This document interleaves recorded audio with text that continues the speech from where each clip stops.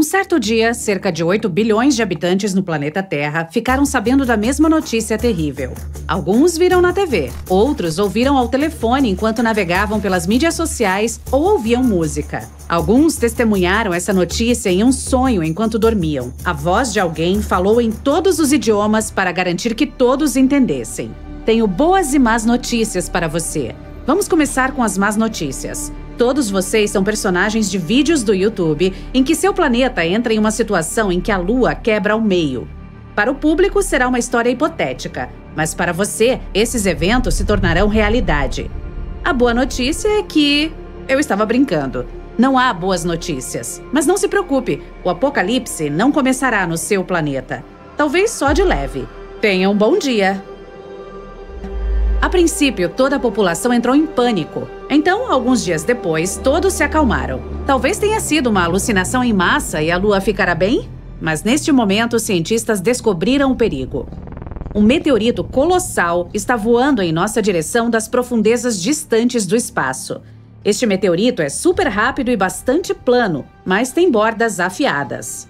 Felizmente, ele não vai colidir com a Terra por alguns milhares de quilômetros. Mas a Lua não terá tanta sorte. O meteorito voa através do único satélite natural da nossa Terra, atingindo-o bem no meio. Então, ele passa pela Lua, passa pelo nosso planeta e voa para um espaço distante. Neste momento, nem todas as pessoas conseguem tirar os olhos da Lua. O meteorito a corta perfeitamente ao meio. Gentilmente, claramente, de forma indolor. Então, o que devemos fazer agora? A Terra sobreviverá a isso? O nosso satélite se divide em duas partes iguais, mas felizmente elas não voam uma para longe da outra. A grande gravidade da Lua as atrai de volta como um ímã. Os cientistas têm certeza de que as partes se conectarão em alguns bilhões de anos e a Lua se tornará a mesma que costumava ser. Mas o mais legal é que as pessoas não sentirão nenhuma mudança. Todos ao redor do mundo celebrarão esta boa notícia. A voz estava errada. Mas então surge outro problema. Um enorme meteorito na forma de um sapato está voando do espaço mais profundo em nossa direção. Ele entra em nosso sistema solar e se aproxima da Terra em alta velocidade. A bota espacial atinge metade da Lua e depois voa para longe. Agora, a Lua está definitivamente se dividindo em duas partes. A primeira metade permanece no mesmo lugar. A segunda está voando em nossa direção. Uma pequena chuva de meteoros começa na Terra por causa da queda dos fragmentos lunares. Mas isso não é tão ruim. A maioria dessas rochas está queimando na atmosfera, mas quase toda a metade separada está desmoronando ao redor da órbita do nosso planeta, formando um cinto de rocha. Agora, a Terra é como Saturno. Fragmentos rotativos destroem parte de nossos satélites artificiais. A comunicação e a internet funcionam de forma inconsistente. As pessoas levam alguns anos para restaurar uma conexão estável. A Estação Espacial Internacional não existe mais. Felizmente, todos os astronautas conseguiram retornar à Terra antes que a metade da Lua os atingisse. Então, as rochas lunares estão voando ao redor do planeta e as pessoas veem metade da Lua no céu. A vida não muda muito nos primeiros dias, mas aqueles que vivem na costa dos mares e oceanos percebem as consequências. A Lua costumava influenciar as marés, voava ao redor da Terra e fazia com que os oceanos tomassem uma forma oval. Havia marés no lado onde a Lua estava mais próxima. Havia refluxos no lado oposto. Mas agora esse cronograma está alterado. Uma Lua pela metade atrai menos água. Sim, a Lua perdeu metade do seu peso e começou a se aproximar da Terra. A sua força gravitacional, no entanto, se tornou mais fraca. Aves marinhas, muitas espécies de peixes, tartarugas marinhas e outros animais costeiros podem não sobreviver a essas mudanças. Seus instintos naturais associados à Lua os ajudaram a determinar o momento de obter comida, de reprodução e de voar para o sul. Por exemplo, pequenas tartarugas esperam uma maré forte pela manhã. Elas correm para a água, mas a água não as alcança. As tartarugas não conseguem se esconder no oceano a tempo e se tornam um jantar de gaivotas. Os caranguejos não conseguem botar ovos porque a maré começou mais cedo do que o habitual. Lobos enlouquecem na floresta. Eles uivam alto todas as noites e não conseguem parar. Todo o mundo natural não consegue entender o que está acontecendo. O corpo humano também está sentindo algum desconforto. Muitas pessoas têm pressão arterial baixa e alta, e algumas sentem fortes dores de cabeça. Metade da Lua muda todo o ecossistema do planeta. Adaptar-se às novas condições levará várias dezenas, talvez centenas de anos. Algumas semanas se passam e as pessoas percebem que os dias agora são mais curtos. A Lua sempre retardou a rotação da Terra, fazendo um dia durar 24 horas. A Terra está girando mais rápido agora. A noite e a manhã chegam mais cedo do que todos estão acostumados. A velocidade de rotação do nosso planeta aumentou, reduzindo para 15 o número de horas por dia. As pessoas sofrem de insônia ou sono excessivo. O corpo precisa de tempo para se acostumar com isso. Os cronogramas de trabalho estão mudando em todo o mundo. Anteriormente, as pessoas chegavam ao escritório às 9 horas e saíam às 18 horas. Agora elas chegam às 7 horas e saem às 14. O tempo de sono ficou mais curto e as pessoas estão muito tristes por causa disso. O progresso diminui devido ao curto tempo de trabalho. As tecnologias do futuro estão agora de 20 a 30 anos atrasadas. O pagamento por hora permanece o mesmo, então os chefes agora pagam menos por menos horas de trabalho. A Lua inteira estabiliza o tempo e o clima do planeta. Olhe para Marte. Tem 2 pequenas luas. Elas giram rapidamente em torno dele e balançam Marte em torno de seu eixo. Como resultado, ventos fortes, tempestades de areia e temporais geralmente acontecem no planeta vermelho. Agora, a metade da Lua que se aproximou de nós tira a Terra da sua rotação estável. Isso muda as temperaturas sazonais no mundo. Fica ainda mais quente em lugares quentes e tempestades de neve acontecem em regiões frias. Chuvas fortes e curtas em vez de tempo ensolarado. Uma brisa típica pode se transformar em um furacão e pequenas ondas em um tsunami. As estações estão mudando mais rapidamente agora. Os invernos são mais frios e os verões são mais quentes. Alterar a rotação do planeta afeta o campo magnético da Terra. Como os sistemas de bússola e navegação estão instáveis agora, precisamos recalcular onde estão o norte e o sul. Os pássaros não conseguem voar para o sul para esperar o inverno, já que não sabem em que direção voar. Sua bússola interna não está funcionando. Várias centenas de anos se passaram. As pessoas estão totalmente acostumadas com as novas condições na Terra. Novas espécies de animais e peixes apareceram. Os pássaros podem navegar pelo céu com o auxílio da Lua novamente. A economia do planeta foi restaurada.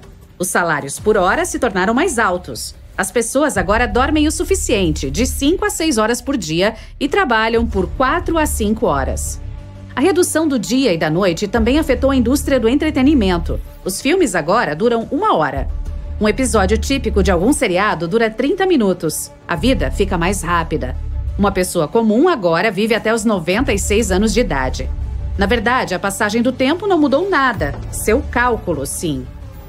Vários milhares de anos se passaram. As pessoas parecem diferentes. Agora elas têm olhos grandes que absorvem mais luz. Uma lua pela metade não é tão brilhante quanto ela inteira. Então as noites ficaram mais escuras. O olho humano levou alguns milhares de anos para desenvolver a capacidade de ver claramente nesta nova escuridão. Os animais precisam navegar melhor nessas condições, então seus olhos também se tornaram maiores e mais sensíveis. Durante todo esse tempo, as pessoas limparam a órbita das rochas lunares. Várias estações espaciais voam ao redor do nosso planeta. E, novamente, as pessoas ouvem essa voz estranha que uma vez lhes disse que eram todos personagens em um vídeo hipotético do YouTube. Desta vez, a voz diz: "Sua história termina porque o vídeo termina. Sinto muito. Boa noite." Não fique chateado, mas a Lua está encolhendo e ficando enrugada, como uma uva se transformando em uma passa. Isso acontece porque nosso satélite natural vem retendo seu calor interno há mais de 4 bilhões de anos, mas seu núcleo está gradualmente esfriando e se tornando mais denso, como eu. Ao contrário da casca flexível de uma uva, a superfície da Lua é bastante frágil, o que faz com que se formem falhas onde diferentes seções da crosta se empurram umas contra as outras, levando ao que os cientistas chamam de terremotos lunares. Até o momento, nosso satélite encolheu cerca de 45 metros de circunferência. É uma mudança tão pequena que não afetará a aparência dos eclipses ou as fases da Lua. Nem mesmo ciclos de maré serão impactados, pois a massa não mudou de fato. Esse processo de encolhimento não nos atingirá diretamente aqui embaixo, mas isso não significa que todos os seres humanos estejam seguros. Os terremotos lunares causados pelo processo de encolhimento têm sido uma preocupação há anos. Durante as famosas missões Apollo, os astronautas da NASA deixaram sismômetros em diferentes pontos da Lua. Esses são dispositivos capazes de identificar a atividade sísmica na superfície do nosso satélite com precisão excepcional. O equipamento ficou em operação por vários anos e conseguiu captar mais de 12 mil tremores lunares com magnitudes de 2 a 5. Até 1977, a equipe conseguiu identificar 4 tipos distintos de abalos. Alguns, como os causados por impactos de meteoritos, eram relativamente fáceis de identificar. Mas a causa dos chamados terremotos lunares superficiais continua sendo um mistério para os cientistas, o que pode ser um obstáculo para futuras missões por lá. Como o nome sugere, os abalos sísmicos lunares rasos ocorrem relativamente perto da superfície, geralmente entre 50 e 220 quilômetros abaixo da crosta. Pesquisas recentes sugerem que eles são desencadeados pela compressão da superfície da Lua, levando à formação de falhas de empuxo, em que uma camada da superfície é empurrada para cima e sobre outra. Esse estudo também descobriu onde estavam os epicentros das falhas mais fortes. Tudo começou na região do Polo Sul, exatamente onde queremos nos estabelecer. O interesse nessa área atingiu seu ápice em 2023, quando a missão Chandrayaan-3 da Índia aterrissou com sucesso e implantou um rover para explorar a região. A NASA também tem planos para o mesmo local, e sua meta ambiciosa é levar astronautas até lá pela primeira vez. A missão Artemis 3, programada para 2026, tem atualmente 13 possíveis pontos de pouso no Polo Sul, representados pelos quadrados azuis aqui. Uma das opções está situada em uma característica geológica chamada Dugger-Lash Ring 2, que é uma área estratégica para a exploração. É possível que haja gelo, pois partes dali estão completamente no escuro, mas perto o suficiente de áreas com luz solar, o que é crucial como fonte de energia. Agora, observe os pontos cor-de-rosa no mesmo mapa. Eles representam possíveis epicentros dos terremotos lunares mais fortes registrados pela missão Apollo.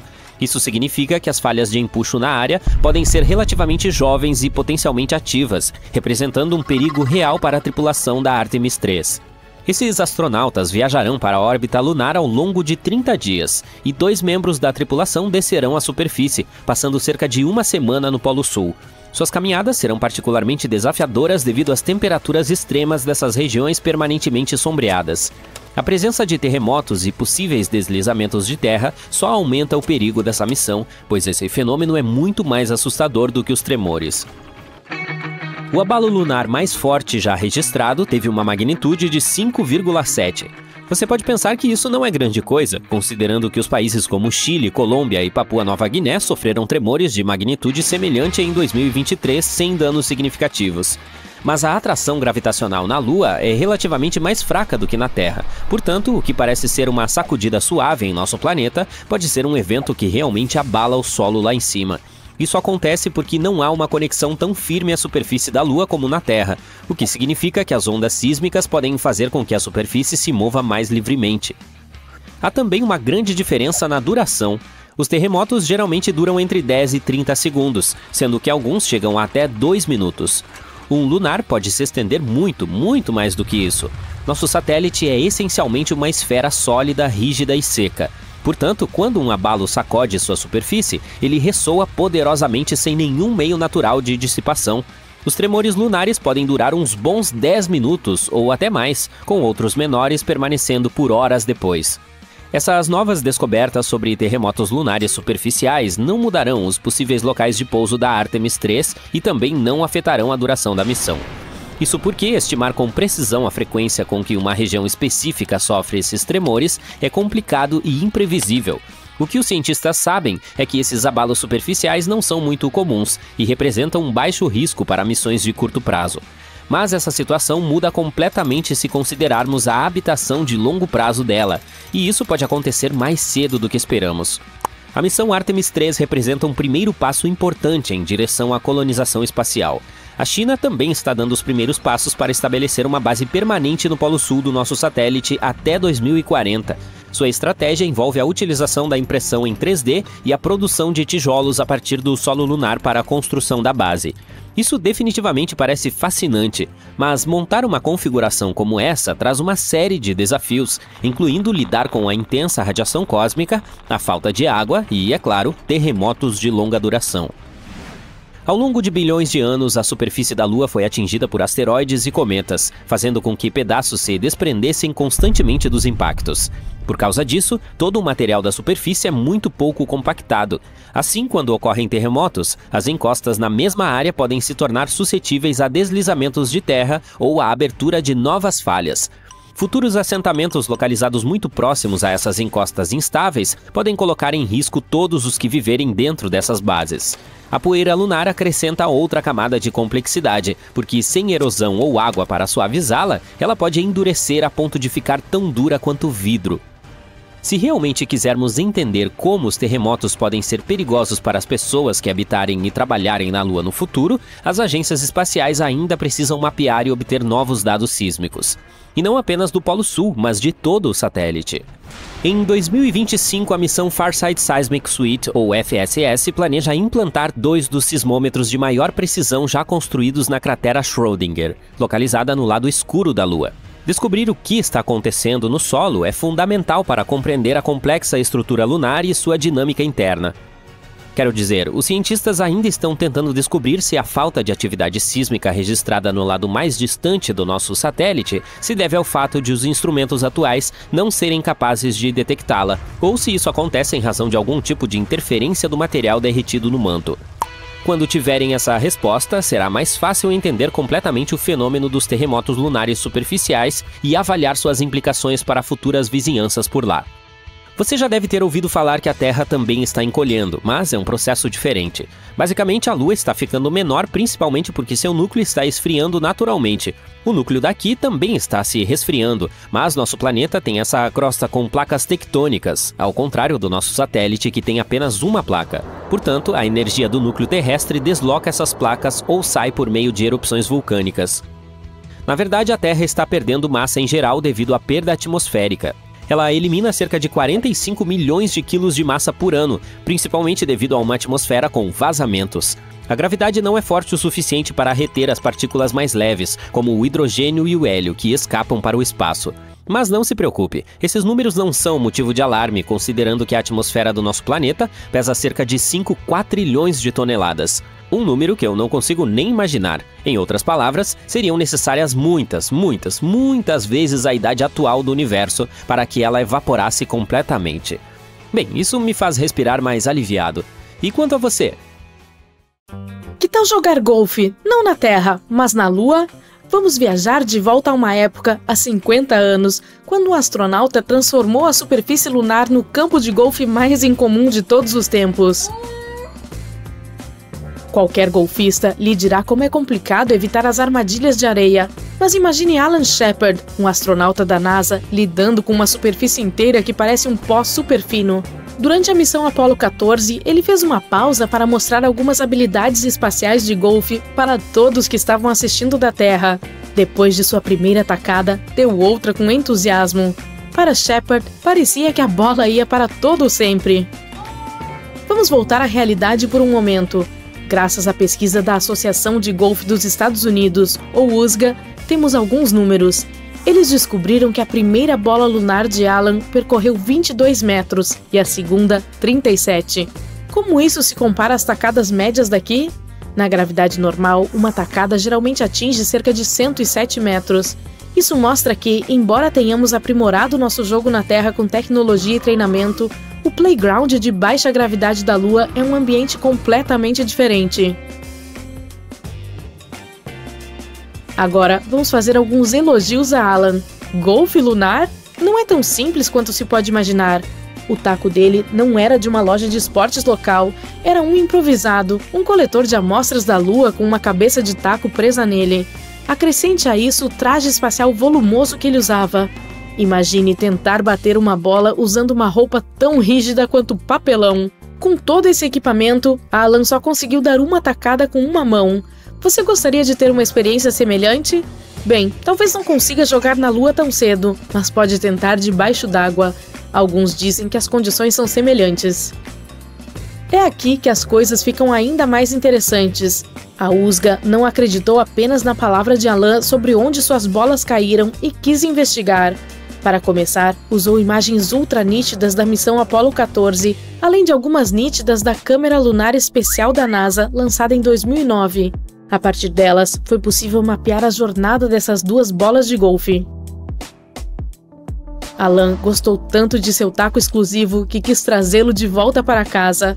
Nada demais, certo? Bem, veja bem, naquela época, os astronautas deixavam para trás itens desnecessários para abrir espaço para as rochas lunares, mas não esse taco. Então, durante os anos 70, esse equipamento de golfe interestelar encontrou um novo lar no Museu da USGA em Nova Jersey. Diferentemente dos comuns, esse tinha uma peculiaridade. Feito de alumínio e teflon, foi construído para dobrar e se encaixar perfeitamente nos espaços apertados do módulo de pouso lunar. Como surgiu essa ideia do golfe na Lua? Bem, em 1970, a lenda da modalidade Bob Hope fez uma visita à NASA. Inspirado pelo amor dele pelo esporte, a ideia surgiu na cabeça de Shepard. Para transformar seu sonho em realidade, ele colaborou com um golfista profissional e com os especialistas em tecnologia da NASA. Juntos, eles criaram um taco que atendia às rígidas normas de segurança da Agência Espacial Americana. Mas Alan não queria que isso fosse apenas uma surpresa.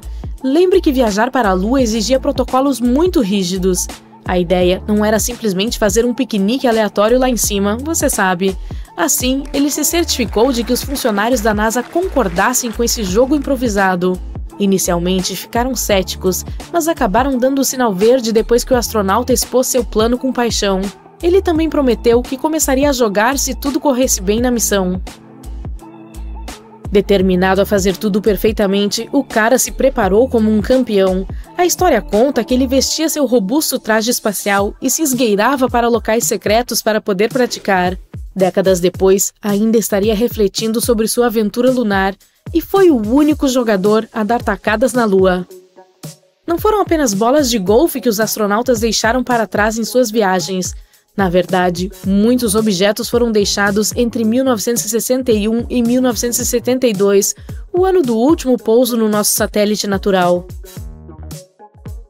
Toda vez que você olhar para a Lua, lembre-se de que há uma linda foto de família lá em cima, alguns aparelhos científicos enormes, uma pequena estátua, um monte de, sacos de lixo humano e sim, algumas bandeiras americanas. Os anos se passaram e, tecnicamente, esses itens ainda estão por lá, embora eles provavelmente já tenham visto dias melhores devido às condições adversas da Lua. Alguns tinham um lugar especial no coração dos astronautas e foram feitos para ficar lá, mas deixar algumas coisas para trás também significava que eles poderiam trazer de volta amostras lunares. Você conhece a sensação? É como quando precisa abrir espaço em sua mala para lembranças quando está terminando as férias. A NASA tem uma lista completa das coisas que ficaram na Lua? Bem, não exatamente. Na verdade, uma equipe tentou criar um registro de alguns dos objetos e chegou a uma lista incrível de 106, deixados lá somente na missão Apollo 11. Isso sem contar as famosas pegadas de Neil Armstrong e Buzz Aldrin. Os maiores itens em cada local de pouso eram, em sua maioria, coisas científicas, como peças do módulo lunar e experimentos para estudar a Lua em profundidade. Depois, havia algumas lembranças bonitas, como a placa da Apollo 11 e um disco especial com mensagens de líderes de todo o mundo. Alguns dizem que os astronautas também levaram medalhas para lembrar alguns cosmonautas heróicos e até deixaram um ramo de oliveira de ouro, um antigo símbolo da paz. Agora, as missões lunares posteriores foram um pouco mais divertidas, como Alan Shepard fez com seu jogo de golfe, mas o prêmio pelo momento mais emocionante vai para Charlie Duke. Durante a missão Apollo 16, ele deixou uma foto de sua família lá em cima. É como se quisesse que eles fizessem parte da aventura. No entanto, uma advertência: essas fotos provavelmente não envelheceram bem devido à alta exposição da Lua à radiação solar. Também pode haver um museu de arte em nosso satélite. Deixe-me explicar. Há uma pequena obra de arte chamada Museu da Lua. É um chip de cerâmica do tamanho de uma unha e foi criada por um artista chamado Forrest Myers. Esse pequeno objeto exibe obras de arte em miniatura de 6 pessoas talentosas. Entre elas está até mesmo o famoso Andy Warhol, artista conhecido por suas icônicas latas de sopa e retratos de celebridades. Forrest Myers disse que queria que seu mini-museu estivesse na Lua, mas havia um problema. os funcionários da NASA não estavam exatamente de acordo com a ideia. Entretanto, Myers compartilhou com a imprensa que entregou esse chip de arte a um engenheiro que trabalhava na missão Apollo 12. De acordo com Myers, esse engenheiro colocou secretamente o Museu da Lua em uma perna do módulo de pouso lunar. Caso você ainda não tenha percebido, essas naves lunares não retornam à Terra após a missão. No entanto, considere isso com cautela, pois a NASA nunca confirmou a história. Você pode se perguntar, por que eles deixaram todas essas coisas? Às vezes, o objetivo era fazer uma declaração, em outras era puramente prático. Em um determinado momento, foi mencionado que durante a missão Apollo 11, por exemplo, uma decisão precisava ser tomada. Os astronautas tiveram que descobrir rapidamente o que era essencial para sua viagem de volta para casa, e acabaram criando um local de limpeza, jogando fora as coisas de que não precisavam mais. Deixar coisas para trás na Lua não é muito diferente de como fazemos aqui. Assim como os arqueólogos estudam nossos restos antigos para aprender sobre nossos ancestrais, o material na Lua nos dá informações sobre essas incríveis missões lunares. Algumas coisas deixadas tinham cumprido sua função, como o mastro para a bandeira ou a câmera usada para transmitir os passos no satélite. Até mesmo as ferramentas que os astronautas usaram para coletar amostras foram deixadas, porque eles tinham uma carga mais preciosa para trazer de volta, as rochas lunares. Quando se trata do estado atual de todos esses itens, os cientistas não têm certeza absoluta. Sabemos que o observador lunar da NASA detectou algumas de suas sombras, portanto, eles ainda estão lá em cima. O equipamento oficial foi construído para resistir, portanto, talvez se comporte um pouco melhor. Mas e os itens pessoais? Eles provavelmente já viram dias melhores. A NASA tem alguns planos incríveis para a Lua. Por exemplo, seu próximo e ambicioso programa lunar, o Artemis II. A meta é o pouso de astronautas, incluindo a primeira mulher e o próximo homem na Lua até 2024. O Artemis tem como objetivo construir uma presença sustentável na Lua. Eles estão planejando estabelecer um portal lunar, uma espécie de estação espacial na órbita lunar, que servirá como ponto de partida para pousos lunares. E não vamos nos esquecer dos pousos lunares. Os cientistas estão desenvolvendo o poderoso foguete Space Launch System, que lançará a espaçonave Orion para levar os astronautas até a Lua. Depois, há o Human Landing System, um elegante módulo de pouso lunar que aterrissará suavemente na superfície da Lua, permitindo que os astronautas explorem e conduzam experimentos científicos incríveis. E a NASA não está sozinha desta vez. Ela se uniu a parceiros internacionais como a Agência Espacial Europeia para tornar esse sonho lunar uma realidade. Mas todos esses sonhos maravilhosos podem ser arruinados por algo que, a princípio, parece muito pequeno e insignificante. Imagine o seguinte: sem atmosfera, sem ar para respirar, e de repente uma névoa misteriosa e raios de luz aparecem ao nascer e ao pôr do sol. É como se a Lua estivesse fazendo um show celestial, mas há uma reviravolta nessa beleza. Durante a missão Apollo 17, em 1972, essa bela visão fez um dos astronautas da NASA, Harrison Schmitt, espirrar e seus olhos lacrimejarem. Ele chamou isso de febre do feno lunar. Essa febre misteriosa afetou todos os 12 astronautas que foram à Lua. De ataques de espirros a narizes entupidos, esses astronautas apresentaram sintomas como se tivessem pegado um resfriado. Levou dias para que as reações desaparecessem. Esse evento levou a uma descoberta sobre a poeira lunar e seu lado mais sombrio. Quando os cientistas descobriram esses raios, arregaçaram as mangas para investigar a origem. E eis o que descobriram. Essas faixas radiantes de luz eram, na verdade, causadas pela luz solar que se esgueirava por camadas de uma minúscula poeira lunar. A poeira era composta de pequenas partículas e cacos de vidro afiados e se espalhava por toda a parte. Descobriu-se que essa poeira lunar era uma vilã sorrateira. Ela trouxe uma série de problemas. A visão prejudicada dos astronautas foi apenas o começo. Os problemas foram muito maiores, máquinas preciosas danificadas e inúmeros problemas eletrônicos.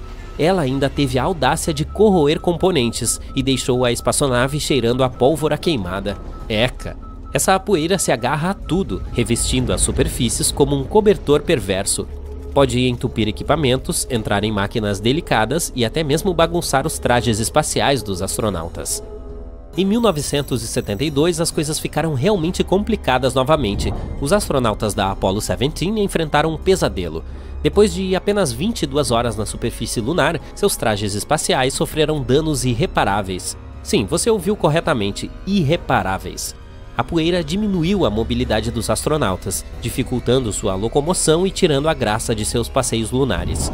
E não importa o quanto eles tentassem limpar, ela aderiu tanto que deixou os trajes espaciais em um estado lamentável. Portanto, como você pode ver, isso representa sérios desafios para futuras missões lunares. Mas nossos intrépidos cientistas não irão desistir. Para resolver esse problema, eles precisam entender como a poeira lunar se forma e por que ela é tão pegajosa. Eles descobriram que tudo começa com o impacto de meteoritos.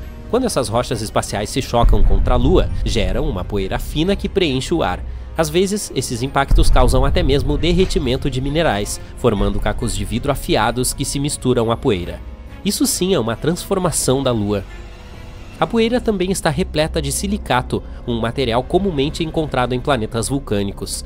A inalação de silicato pode causar sérios problemas pulmonares aos mineiros da Terra. Então você pode imaginar o problema que isso pode causar na Lua.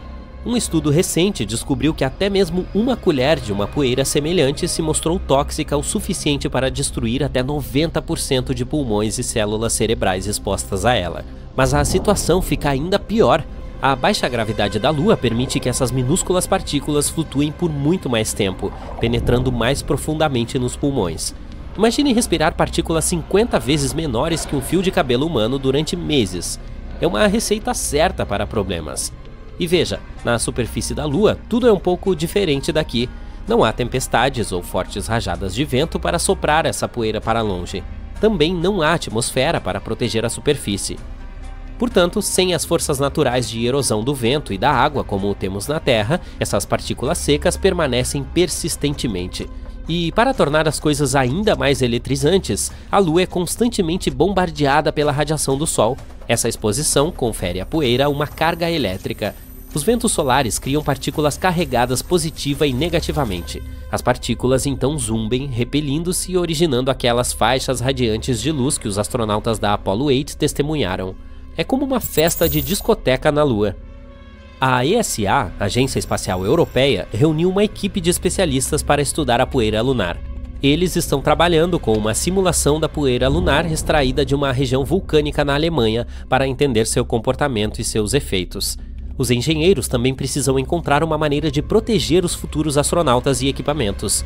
Os engenheiros da NASA querem criar trajes espaciais que possam sobreviver não a uma, não a 10, mas a incríveis 100 atividades extraveiculares na superfície lunar. Isso é como passar 800 horas lá fora explorando e se divertindo muito. Além disso, a NASA iniciou o Breakthrough Innovative and Game Changing Idea Challenge em 2021. Ele foi aberto a estudantes universitários inteligentes de todo o mundo. Essas mentes jovens colocaram seus chapéus para pensar e desencadearam uma onda de soluções inovadoras. Por exemplo, eles propuseram o uso de fibras especiais que conduzem eletricidades, inspiradas no pelo fofo das chinchilas. Assim como as chinchilas ficam livres de poeira, essas fibras ajudariam a manter a poeira lunar afastada. Um amigo peludo dando uma mãozinha, não é adorável? Outra ideia brilhante envolveu uma escova com carga elétrica ativada por radiação UV. É como se fosse uma varinha mágica que elimina a poeira com um simples toque. Abracadabra, a poeira lunar foi embora. E não vamos nos esquecer do tecido inspirado em insetos inteligentes. Esses insetos têm estruturas coletoras de pólen que repelem a poeira indesejada. Então nossos engenhosos alunos pensaram, por que não imitar isso? Eles projetaram um tecido com propriedades semelhantes, criando um escudo contra as partículas lunares sorrateiras. O que é notável nessas ideias é que todas elas usam o poder da carga para combater a poeira. De forma inteligente, elas repelem a poeira dos trajes espaciais, mantendo-os limpos e protegidos. E embora todas essas ideias pareçam muito boas, os cientistas da NASA lançaram outra solução ainda melhor: nanotubos de carbono. Essa é uma ótima maneira de revolucionar o tecido dos trajes espaciais. O que torna esses nanotubos de carbono tão especiais? Bem, eles possuem alguns superpoderes incríveis. Em primeiro lugar, eles são supercondutores, o que significa que podem transportar eletricidade como ninguém. É como ter um raio preso em um tubo microscópico. Além disso, esses nanotubos de carbono são mais resistentes do que os meteoritos mais resistentes. Eles têm a força necessária para suportar um ambiente lunar rigoroso, onde até mesmo um grão de poeira pode causar problemas. Imagine ter um traje feito de um material mais resistente do que a capa do super-homem. Assim, os cientistas da NASA decidiram tecer esses extraordinários nanotubos de carbono no tecido do traje espacial. Os eletrodos foram cuidadosamente integrados à camada externa do tecido, tornando-a uma força a ser reconhecida. Mas como se elimina a poeira lunar? Bem, aqui está a ciência eletrizante novamente.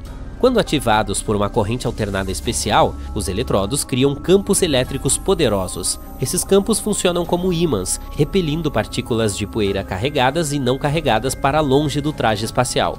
Imagine isso como uma festa dançante, em que as partículas de poeira são os convidados indesejados e os campos elétricos são os seguranças, que escoltam tudo para fora.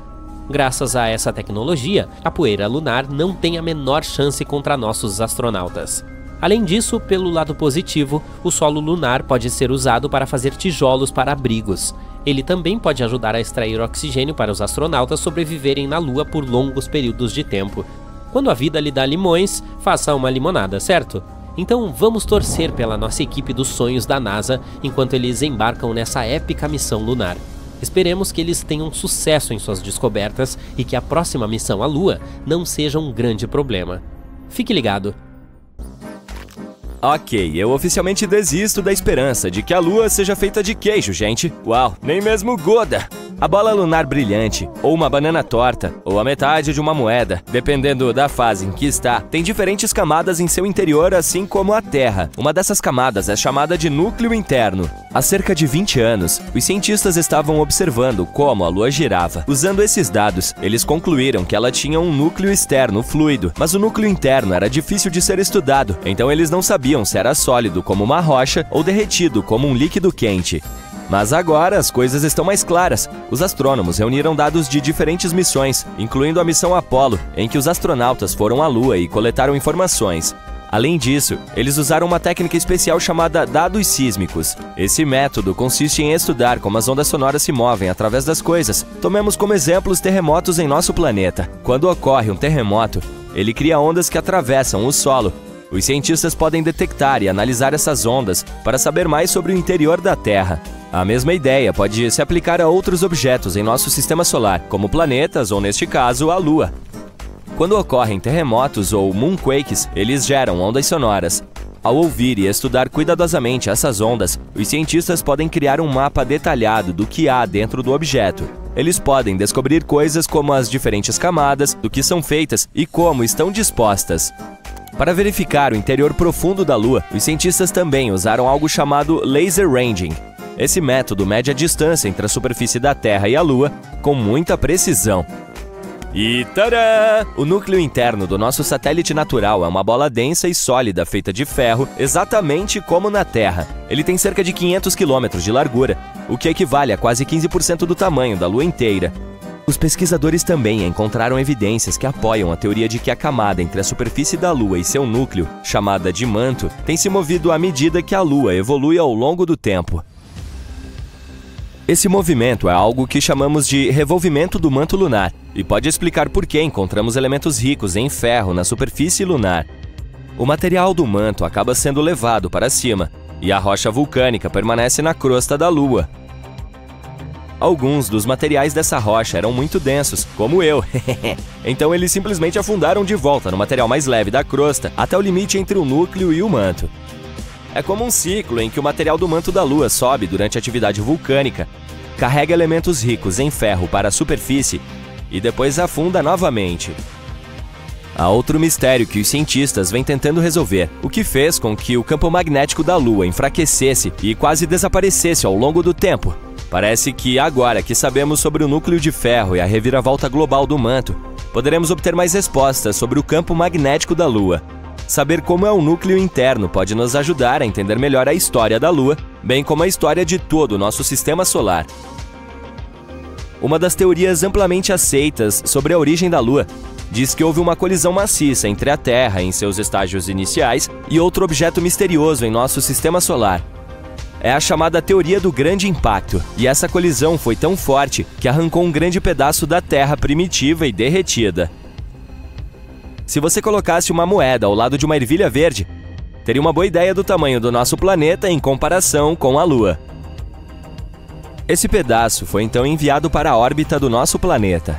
E isso pode ter acontecido cerca de 95 milhões de anos após a formação do nosso sistema solar.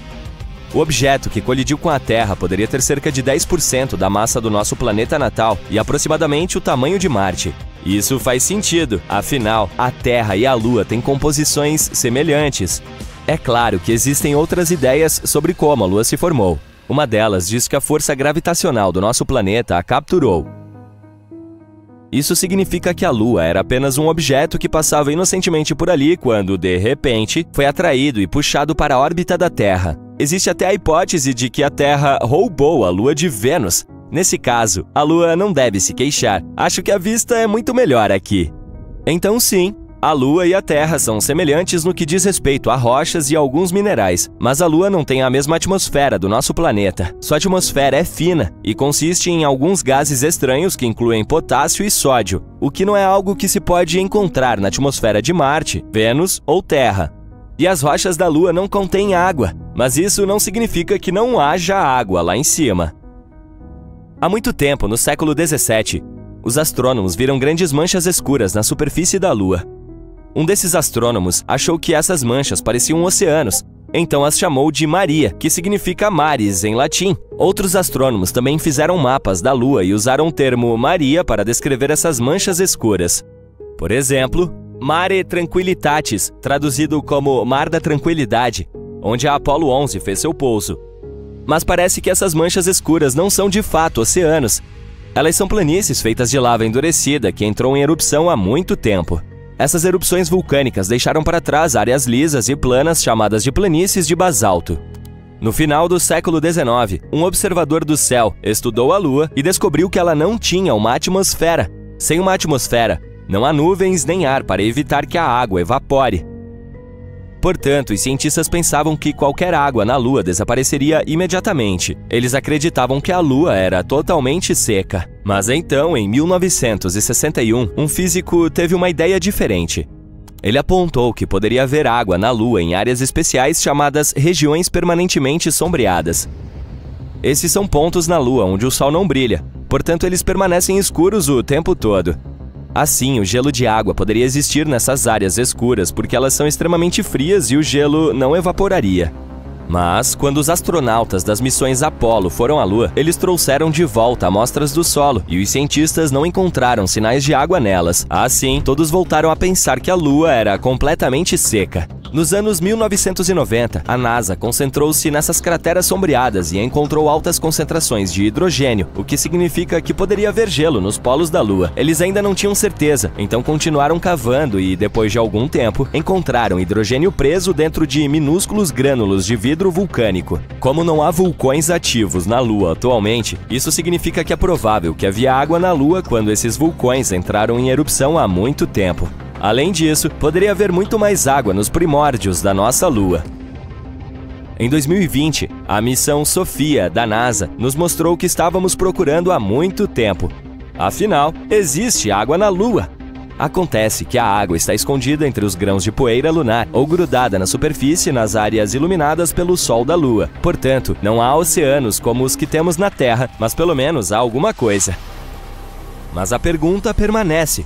Como a água chegou até lá? Parece que a Lua teve uma história caótica na época em que estava se formando, como provavelmente a maioria dos planetas e luas do nosso sistema solar. Portanto, há algumas evidências de que a água chegou lá por meio de cometas que atingiram sua superfície nos velhos tempos, ou talvez continue chegando por meio daqueles que estão se chocando contra a Lua atualmente. Estamos falando de uma situação caótica em que micrometeoritos gelados colidem com a superfície da Lua, e a poeira faz uma bagunça ainda maior ao interagir com o vento solar. Mas estamos aguardando para saber mais sobre isso. Porque, como todos sabemos, quando se fala em água, inevitavelmente também se fala em vida. É por isso que queremos saber mais sobre, por exemplo, todo aquele gelo escondido nas crateras polares da Lua. Talvez ele possa nos ensinar mais sobre como a vida se desenvolveu na Terra. Talvez os cometas tenham trazido todos os elementos necessários para cá. E se alguns desses elementos também estiverem presos no gelo da Lua?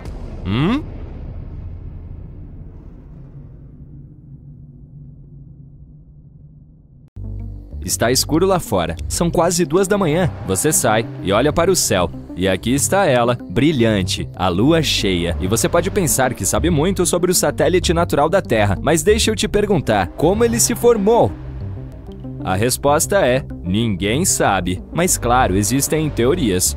A mais popular, chamada de Teoria do Impacto Gigante, afirma que surgiu durante uma colisão entre a Terra e outro planeta, provavelmente menor que o nosso, do tamanho de Marte. E o próprio choque provavelmente aconteceu há cerca de 4,5 bilhões de anos. Outra hipótese, chamada de Teoria da Captura, afirma que a Lua costumava ser um asteroide ou algum outro corpo errante e se originou em qualquer outro lugar do Sistema Solar. Quando estava passando por aqui, foi pego pela nossa gravidade. Mas nesse caso há uma pegadinha. Nosso planeta e a Lua têm notáveis semelhanças isotópicas e químicas. Então, devem ter uma história ligada, o que significa que ela não poderia ter sido criada em outro lugar. Outros especialistas acreditam que, em algum momento do passado, a Terra estava girando tão rápido que parte de seu material se desprendeu e logo começou a orbitar nosso planeta. Foi assim que a Lua apareceu no céu. Mas, novamente, há um problema. Nesse caso, a proporção e o tipo de minerais nela teriam que ser os mesmos que os daqui. Porém, há pequenas diferenças. Nosso satélite é mais rico em materiais que se formam muito rapidamente em altas temperaturas. Há mais uma teoria, e provavelmente a menos empolgante. Ela afirma que a Lua poderia simplesmente ter aparecido junto com a formação da Terra. Duh! Mas hoje em dia, uma questão mais urgente mantém os astrônomos ocupados. Trata-se realmente de um satélite da Terra ou são dois planetas gêmeos? A Lua é grande comparada ao nosso mundo, cerca de 1/4 do tamanho. É por isso que alguns especialistas se referem ao nosso sistema planetário como um planeta duplo. Mas até que ponto isso é correto? Se quisermos descobrir, precisamos olhar a definição da palavra planeta. De acordo com a União Astronômica Internacional, é um corpo espacial que orbita o Sol, é grande o suficiente para ter uma forma quase redonda graças à sua gravidade e limpou a região ao redor de sua órbita.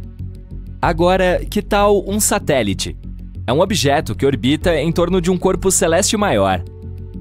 Se tomarmos o sistema Terra-Lua, seu centro de gravidade, chamado baricentro, está dentro da Terra. É por isso que, no momento, não podemos dizer que vivemos em um sistema de planetas gêmeos. De acordo com esta definição, a Lua é o nosso satélite. Agora, vamos voltar ao passado, tipo 3 ou 4 bilhões de anos atrás. Embora ela não fosse um planeta, provavelmente tinha uma atmosfera completa que se formou em momentos de poderosas erupções vulcânicas. Os gases se espalharam por toda a superfície e aconteceu tão rápido que não tiveram tempo de escapar para o espaço. Naquela época, a superfície lunar estava coberta de bacias cheias de basalto vulcânico. Imagine enormes plumas de magma voando alto, caindo no chão e criando fluxos de lava. Foi assim que as bacias de basalto apareceram na superfície de lá.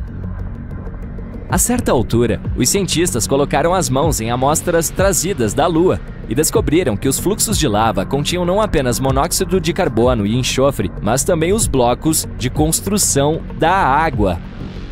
Graças a essas amostras, os pesquisadores conseguiram calcular a quantidade de gás que subiu e formou a atmosfera. Tornou-se o mais espesso há cerca de 3,5 bilhões de anos e existiu por cerca de 70 milhões de anos. Depois disso, puff! A atmosfera se perdeu no espaço. Mas o mais legal, quando a Lua tinha uma atmosfera, ela estava de 3 a 10 vezes mais próxima de nós. Uma simulação de computador até sugere que provavelmente estava 19 vezes mais perto do que agora.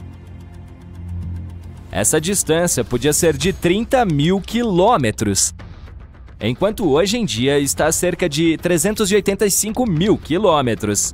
É por isso que a Lua parecia muito, muito maior no céu. Infelizmente, naquela época, nem mesmo os dinossauros estavam por aí para admirar a vista. Atualmente, a atmosfera lunar é quase inexistente, pontilhada de crateras. E é por isso que o satélite não consegue se proteger dos meteoritos. Para comparação, existem cerca de 190 crateras de impacto identificadas por aqui. Muitos estão escondidos pela vegetação ou cobertos por água. Mas se falamos da Lua, o número é muito maior. Vários milhões! E cerca de 5.000 deles têm mais de 20 quilômetros de diâmetro. E como ela é menos ativa sismicamente que a Terra, essas crateras e outras formações antigas permanecem em perfeitas condições por séculos. Quando você olha para a Lua, é o objeto mais brilhante no céu noturno. Mas na verdade, a superfície é escura, porque a refletância de lá é um pouco maior que a do asfalto. Você pode saber que a atração gravitacional lunar causa as marés em nosso planeta, fazendo com que os oceanos se projetem tanto no lado mais próximo da Lua quanto no mais distante. Mas isso não é tudo. Ela também diminui a rotação da Terra. Esse fenômeno é conhecido como frenagem de maré. Aumenta a duração de um dia por aqui em pouco mais de 2 milissegundos a cada 100 anos. E nosso satélite também está se afastando, na mesma proporção em que nossas unhas crescem. Isso é cerca de 4 centímetros por ano. Se um dia ela se for pelo espaço, nosso planeta viverá tempos difíceis. Sem a atração gravitacional estabilizadora da Lua, o eixo de rotação da Terra começaria a mudar descontroladamente, de nenhum ângulo de inclinação, o que significa que não haveria estações, até um grande ângulo, resultando em condições climáticas extremas. Embora a superfície lunar esteja quase inativa, o nosso satélite ainda sofre terremotos. Uma teoria sugere que podem estar acontecendo porque ele está encolhendo enquanto seu interior está esfriando. Os cientistas dizem que a Lua se tornou cerca de 45 metros mais fina do que costumava ser várias centenas de milhões de anos atrás. Para ajudar a entender, imagine uma uva se transformando em uma passa. Ela enruga enquanto encolhe. O mesmo está acontecendo com o nosso satélite, que está encolhendo e enrugando. Só que, ao contrário de uma uva, não tem casca flexível. Sua superfície é dura e quebradiça. Assim, à medida que ocorre o encolhimento, a crosta racha e quebra, e suas seções são empurradas para as partes vizinhas. Quer saber outra coisa legal? Um estudo recente afirma que a Lua tem uma cauda, e todos os meses envolve o nosso planeta como um cachecol. Essa cauda delgada é composta de milhões de átomos de sódio, e a Terra viaja regularmente diretamente através dele. Ataques de meteoros explodem esses átomos de sódio para fora da superfície lunar e para o espaço. Durante vários dias, todos os meses, nosso satélite permanece entre o Sol e o nosso planeta. É quando a gravidade terrestre pega essa cauda de sódio e a arrastamos por uma longa faixa que envolve sua atmosfera. Esta cauda lunar é totalmente inofensiva e também invisível ao olho humano, 50 vezes mais escura do que você pode perceber. Mas durante raros dias, telescópios de alta potência podem detectar seu leve brilho amarelado no céu. Parece um ponto brilhante com 5 vezes o diâmetro da Lua cheia. E agora o fato mais incrível. 2 ou 3 anos atrás, um asteroide foi puxado para a órbita da Terra e começou a dar a volta no planeta. Embora não fosse maior do que um carro comum, ainda era algo grande. Dos mais de 1 milhão de asteroides que os astrônomos conhecem, foi apenas o segundo a orbitar nosso mundo. Chamado 2020 CD3, foi nossa mini-lua temporária. Não ficou por muito tempo, no entanto. Ele seguiu uma órbita aleatória e lentamente se afastou. Objetos capturados temporariamente, como o 2020 CD3, são raros. Eles precisam ter uma direção e velocidade específicas para serem capturados pela atração gravitacional da Terra. Caso contrário, colidem com o planeta ou voam em outra direção. Todo mês de abril, um grupo de cientistas observa o brilho fraco dos asteroides passando pelo nosso planeta. Certa vez, eles perceberam algo estranho brilhando em seus telescópios. A equipe esperava que fosse outro asteroide, mas eles ficaram muito surpresos, porque o que descobriram foi uma rocha espacial incomum, que não consistia nos minerais que normalmente constituem os asteroides. Era composta de silicato, um material encontrado principalmente na Lua. Esse fato fez com que os astrônomos presumissem que poderia ser um pedaço que se desprendeu da Lua. Eles o chamaram de Kamo'olea, uma palavra havaiana que significa fragmento celeste oscilante. A rocha não combinava com nenhum asteroide próximo à Terra com o qual os cientistas já estavam familiarizados. Em vez disso, essa peça refletia a luz em um padrão semelhante ao das rochas lunares que os astronautas trouxeram das missões da NASA. Este fragmento é considerado um quase satélite da Terra, pois é um objeto que está em uma configuração coorbital com a Terra. O objeto permanece próximo ao nosso planeta enquanto orbita o Sol. Ele circula repetidamente a Terra e tem uma inclinação bastante incomum. Essa é a razão pela qual só pode ser visto no céu noturno uma vez por ano. O fragmento também é muito tímido, nunca se aproxima do nosso planeta mais do que 14 milhões de quilômetros, quase 40 vezes a distância da Lua. Além disso, este corpo espacial frequentemente se esconde nas sombras. Os cientistas descobriram que ele não permanecerá nessa órbita por muito tempo. Provavelmente chegou à posição atual há cerca de 500 anos, e sua órbita provavelmente mudará nos próximos 300 anos. Este fragmento pode não estar sozinho no espaço. Existem pelo menos 3 outros objetos semelhantes próximos à Terra. Eles podem ter vindo do mesmo lugar. Os pesquisadores ainda não têm certeza sobre a natureza da rocha, mas podem descobrir mais sobre esse objeto espacial incomum se enviarem uma espaçonave para coletar amostras e trazê-las para a Terra.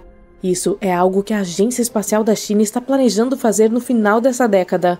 A Lua apareceu no meio do caos. Existem várias teorias sobre como isso aconteceu. A primeira afirma que a Lua costumava ser apenas um corpo errante, semelhante a um asteroide, tendo se formado em algum lugar do nosso sistema solar. Uma vez se aproximou muito da Terra e foi capturada pela gravidade do nosso planeta. A segunda teoria diz que nosso planeta estava girando tão rapidamente que alguns materiais se quebraram e ficaram girando em torno da Terra. Um dos maiores pedaços deu origem à Lua. A terceira teoria afirma que a Lua se formou no momento em que nosso planeta também estava se formando. Mas hoje, a teoria mais amplamente aceita é assim. Uma vez, muito tempo atrás, mas não em uma galáxia muito distante, a Terra colidiu com um planeta do tamanho de Marte. Os destroços e nuvens de poeira da colisão se juntaram ao redor do nosso planeta e começaram a circular. Por fim, algo que hoje conhecemos como Lua se formou ali. As missões Apollo trouxeram mais de 1/3 de uma tonelada de solo e rocha da superfície lunar. Essas rochas mostraram que a Lua tinha basicamente os mesmos materiais de construção que o nosso planeta. Isso pode significar que ambos têm uma história comum. Se a Lua tivesse sido formada em outro lugar e eventualmente capturada pela força gravitacional do nosso planeta, ela teria uma composição diferente. Além disso, se tivesse sido criada ao mesmo tempo que o nosso planeta, ou fosse um pedaço que se quebrou da Terra, existiriam os mesmos minerais na Lua e na Terra. Mas os minerais da Lua contêm menos água. Além disso, o satélite natural do nosso planeta é rico em materiais que se formam rapidamente em altas temperaturas. A Lua não é o único corpo espacial no sistema solar com um passado misterioso. Hipocampo é a lua de Netuno descoberta em 2013. É a menor lua deste gigante de gelo, com apenas 34 km de diâmetro. Fica muito próxima a Proteu, a maior das luas internas de Netuno. E não, Hipocampo não é um lugar para grandes mamíferos africanos passarem o verão. Os cientistas acreditam que Hipocampo provavelmente se formou a partir de destroços após a colisão de Proteu com um cometa. Se Hipocampo tivesse entrado na órbita de Proteu vindo de algum outro lugar do nosso sistema solar, a lua maior a teria engolido ou chutado para longe. Mas nem mesmo a própria Proteu está entre a primeira geração de luas de Netuno. Ela foi formada a partir dos restos do sistema de luas mais antigo do planeta. Essas primeiras luas foram destruídas quando Netuno capturou Tritão, atualmente a maior de suas luas. A principal evidência que prova que a colisão provavelmente aconteceu é o fato de que Tritão circula ao redor de Netuno para trás, ao contrário das outras luas que orbitam o planeta. Netuno capturou Tritão do cinturão de Kuiper. Essa é uma área cheia de objetos gelados e detritos rochosos que se estende além de Urano. Isso significa que Hipocampo é uma lua de terceira geração, tipo um primo segundo, removido 2 vezes ou algo assim. O Sol também teve um passado turbulento. Nossa estrela apareceu há cerca de 4,6 bilhões de anos. É difícil estudar seus primeiros estágios, já que isso aconteceu 50 milhões de anos antes mesmo da formação do nosso planeta. Mas recentemente, uma equipe de pesquisadores descobriu cristais com mais de 4 bilhões e meio de anos. Escondidos nas profundezas dos meteoritos, eles revelaram algumas coisas sobre o passado do nosso Sol. Antes da formação dos planetas, nosso sistema solar consistia na estrela central e um enorme disco de poeira e gás quente em espiral ao seu redor. Conforme a poeira e os gases esfriaram, se transformaram em minerais, incluindo os cristais encontrados nos meteoritos que pousaram no nosso planeta. Esses materiais antigos foram irradiados, ao contrário de algumas substâncias mais jovens. Os pesquisadores acham que algo possa ter acontecido ao Sol depois que esses cristais se formaram.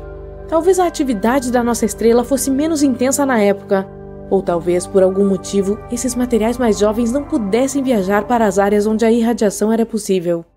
Os planetas anões nos dão a chance de dar uma espiada nos tempos antigos do Sistema Solar. Cerca de 4 bilhões de anos atrás, as forças gravitacionais de Júpiter, Saturno e Netuno se juntaram.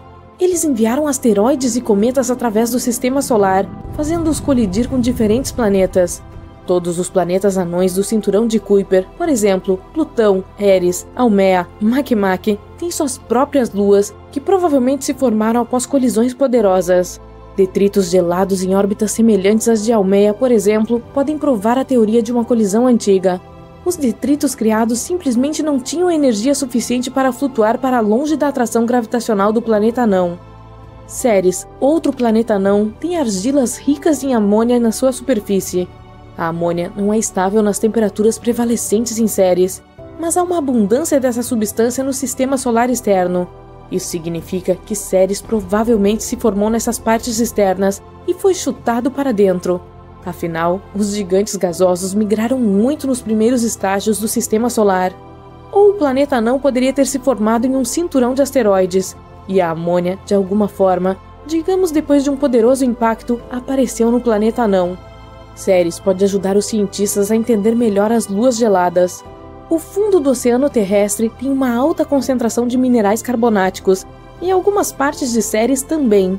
Isso significa que esse planeta anão é como uma espécie de mundo oceânico fossilizado.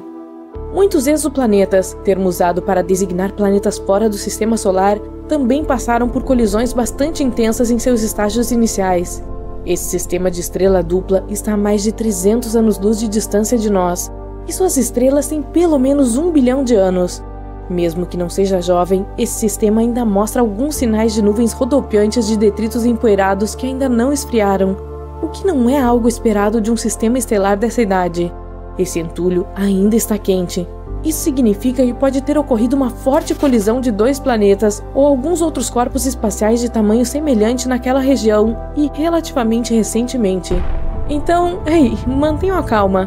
Partículas de poeira circulam em torno de uma jovem estrela. Elas se aglomeram e crescem com o tempo. É assim que os planetas se formam. A poeira restante geralmente se acomoda em algumas áreas frias e distantes. Um exemplo no nosso sistema solar é o cinturão de Kuiper. Ele está localizado longe, além de Netuno. À medida que os sistemas solares evoluem, essas partículas continuam colidindo, até que sejam tão pequenas que acabem sendo puxadas para estrelas próximas ou expulsas do sistema. Urano gira de lado se você o comparar com o resto dos planetas do nosso sistema solar, e a única maneira de explicar isso é uma colisão poderosa no passado. Algo muito maior do que um cometa normal ou algum outro corpo espacial de tamanho semelhante provavelmente atingiu Urano, derrubando o planeta. Provavelmente era um planeta com o dobro do tamanho da Terra. Pode ter sido um protoplaneta. Esse é um corpo espacial composto principalmente de gelo e rocha que orbita uma estrela e provavelmente no futuro se desenvolverá em um planeta. De qualquer forma, a precipitação do impacto sufocou o núcleo de Urano, evitando que o calor do interior do planeta escapasse. Isso pode explicar por que Urano tem temperaturas extremamente frias em sua superfície. Cara, traga um casaco e um cobertor. A superfície da Lua tem milhões de crateras, mas algo mais chamou muita atenção nela. Um buraco gigante e raro que parece ser um tubo. Ele foi encontrado quando o orbitador lunar japonês estava coletando dados no entorno dessa clarabóia lunar, que é a entrada do tubo. Os pesquisadores encontraram um padrão de eco específico que sugeria que havia uma área oca. Eles descobriram mais padrões de eco em alguns lugares perto do buraco, então pode haver mais tubos lunares lá. Mas neste tubo grande, daria para colocar um campo de futebol inteiro, que o buraco poderia engolir todo, ou até mesmo uma grande cidade dos Estados Unidos, como Filadélfia. Ele tem um formato irregular de 130 metros de diâmetro. Os cientistas acham que pode haver cavernas secretas, um sistema de túneis ou um país das maravilhas geológico inteiro sob a superfície. Pode ser um bom abrigo para astronautas que pousam na Lua, ou mesmo um porto para uma colônia lunar. Ninguém conseguiu ficar na Lua por mais de 3 dias devido às condições de lá. Ela tem uma ampla gama de temperaturas, baixa atmosfera e nenhum campo magnético que protegeria a vida na superfície de coisas como radiação ou fortes raios solares. Os astronautas usam trajes espaciais, mas estes não os protegem por longos períodos de tempo, mas um tubo de lava poderia. Quando um fluxo de lava esfria, ele vira uma crosta dura que depois fica mais espessa e forma uma cobertura sobre a mesma lava. Ela continua a fluir, mas quando para, o canal pode drenar, o que resulta em um tubo vazio. Nosso planeta também tem tubos de lava, mas eles não são tão grandes quanto o encontrado na Lua. Existe um tipo especial de árvore chamado Árvore da Lua. Ela é cultivada a partir de sementes que foram levadas ao espaço durante uma das missões e depois retornaram para a Terra. Você pode encontrar essas árvores em diferentes lugares do mundo, inclusive no Brasil. A Terra é 27% maior que a Lua e muito mais massiva. Nossa gravidade é mais forte. Se você deixar cair uma pedra na Terra, ela cairá mais rápido do que se fosse na Lua. 68 quilos na Terra são apenas 11 quilos na Lua. A Terra tem vários satélites circulando ao seu redor, mas a Lua é o único natural. Nossa Lua se formou durante uma grande colisão da Terra e mais um planeta do tamanho de Marte. Isso aconteceu há cerca de 4,6 bilhões de anos, logo depois que o Sol e nosso sistema solar se formaram. Após a colisão, uma nuvem de rocha vaporizada entrou em órbita ao redor do nosso planeta, resfriou e moldou um anel de pequenos corpos sólidos. Mais tarde, eles se juntaram e se tornaram a Lua, deixando crateras como lembrança dessa colisão. Se você estiver na superfície da Lua, a sua sombra será mais escura do que na Terra. Isso ocorre pois não há atmosfera para espalhar a luz e criar sombras mais claras. Uma das luas de Júpiter tem centenas de vulcões e erupções bárbaras, às vezes jorrando fuligens a 400 mil quilômetros na atmosfera. Essas erupções acontecem por causa da gravidade extremamente forte a que esta lua está exposta. Seu interior tensiona e relaxa nos períodos em que se aproxima e se afasta de Júpiter, o que gera energia suficiente para atividades vulcânicas insanas. E não são apenas os planetas, até mesmo corpos espaciais muito pequenos às vezes têm luas. Em 1993, pesquisadores descobriram um asteroide de 32 km de largura e sua lua de aproximadamente 1,5 km de largura. É necessário um brilho de 400 mil luas para equilibrar com o brilho da nossa estrela central, o Sol. A Lua reflete a luz que recebe do Sol, mas não produz a sua própria. Esse brilho depende do ângulo entre a Lua, a Terra e o Sol. Nossa Lua fica a cerca de 32 terras de distância de nós e a 29 terras quando mais próxima. Quando a noite está mais clara, parece que dá para tocar a lua cheia, mas se você quisesse fazer isso, teria que viajar até 400 mil quilômetros. Entretanto, a água na Lua, não poças ou lagos, mas grânulos de água congelada que existem em partes onde a sombra é permanente, perto dos polos lunares. Os cientistas acham que a água surgiu na Lua há muito tempo, durante um período em que ela e a Terra foram constantemente atingidas por asteroides e cometas que continham água congelada. Esse processo pode até ter nos ajudado a formar nossos próprios lagos e oceanos, não apenas a água congelada da Lua. Pesquisas mais recentes dizem que o interior da Lua já tinha água e que ela foi para a superfície durante atividades vulcânicas. E o mesmo pode ter acontecido no nosso planeta também. Das 200 luas no nosso sistema solar, a nossa é a quinta maior. A lua de Júpiter, Ganimedes, é a maior, quase 1,5 vezes maior que a nossa. A Apollo 11 foi a missão em que a humanidade pousou pela primeira vez na Lua. Foi um momento muito importante, transmitido para o mundo todo. Mas ele quase foi interrompido por uma grande tempestade de vento que estava acontecendo na Austrália naquela época. O Observatório Parkes foi instalado lá para ser usado na obtenção dos sinais de transmissão do nosso satélite. A Lua não é um círculo perfeito. Ela tem mais a forma de um ovo, com a extremidade mais grossa apontando para nós. Essa forma é derivada da sua rotação. A lua cheia pode te manter acordado. Estudos mostraram pessoas que tinham o sono menos profundo e demoravam mais para adormecer durante o período de lua cheia. Não era por causa do brilho dela, mas do ciclo lunar que influencia nosso relógio biológico interno. A cada ano, a Lua está se afastando da Terra por causa da interação entre a força gravitacional lunar e nossos oceanos. Em um ano, ela se move cerca de 4 centímetros, o que significa que em cerca de 600 milhões de anos estará 23.500 quilômetros mais distante da Terra do que está agora. Esse número não é acidental, esse é o momento em que os eclipses solares totais vão parar de acontecer. Faz algumas décadas que a humanidade não pisa na Lua, mas as pegadas ainda estão novinhas, pois não venta lá. Então, essas pegadas podem ficar lá por milhões de anos. A Lua tem seu próprio fuso horário denominado Horário Lunar Padrão. O tempo é diferente por lá, então um ano é dividido em 12 dias, considerando que cada um é tão longo quanto um mês nosso. Os dias receberam o nome de astronautas que caminharam na Lua. O calendário lunar começa no momento em que Neil Armstrong pisou lá, em 1969. Existem possíveis fontes de energia para os seres vivos em uma das luas de Saturno. Ela tem um oceano sob a superfície e pode apresentar algumas reações químicas semelhantes às que ajudam certas formas de vida no nosso planeta a sobreviverem. A Lua tinha vulcões ativos, provavelmente durante a época dos dinossauros. A lava derretida endureceu em sua superfície há bilhões de anos, o que ajudou a criar crateras lunares únicas, mas os vulcões estão adormecidos há muito tempo. A Lua tem terremotos, ou melhor, lunamotos. Assim como o nosso planeta, a Lua também tem uma crosta que passa por mudanças e deslocamentos. Os tremores ocorrem quando a crosta aquece e se expande, ou podem até ser causados por impactos de meteoritos. Lunamotos não são tão fortes quanto terremotos, mas podem durar muito mais tempo, já que a Lua não tem água suficiente para evitar vibrações sísmicas.